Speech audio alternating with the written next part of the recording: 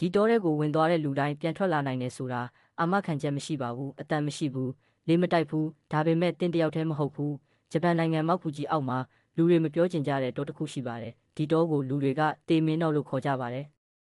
ဒီတောဟာခီးသွားနေရမဟုတ်ပါဘူးအမှောင်နဲ့အဆုံးသက်တွေစုနေတဲ့နေရာပါဒီတောထဲကိုဝင်လိုက်တဲ့အခါပထမဆုံးခံစားရတာကအလွန်ထူးခြားတဲ့တိတ်ဆိတ်မှုပါငှက်တံမကြားရဘူးတရိတ်ဆန်တံမကြားရဘူးကိုချီလန်းတန်အောင်ကိုကြောက်စေပါတယ်နှစ်များစွာကြာလာတဲ့အထိဒီတောဟာစိတ်နာကျင်မှုတွေစုပြုံလာတဲ့နေရာဖြစ်လာခဲ့ပါတယ်ကိုဘွားကိုအဆုံးသက်ချင်သူတွေဒီတောကိုရွေးချယ်လာကြပါတယ်အချို့ကပြန်တွေ့ရပါတယ်အချို့ကတော့ဘယ်တော့မှမတွေ့ရတော့ပါဘူးတောရဲ့ဝင်ပေါက်တွေမှာအစိုးရကတတိပေးစာတမ်းတွေတတ်ထားပါတယ်မိသားစုကိုစဉ်းစားပါတင်ဘဝဟာတန်ဖိုးရှိပါတယ်ဒါပေမဲ့စိတ်တန်ရာပြင်းထန်နေသူအတွက်စာသားတွေကအလွန်အားနည်းပါတယ်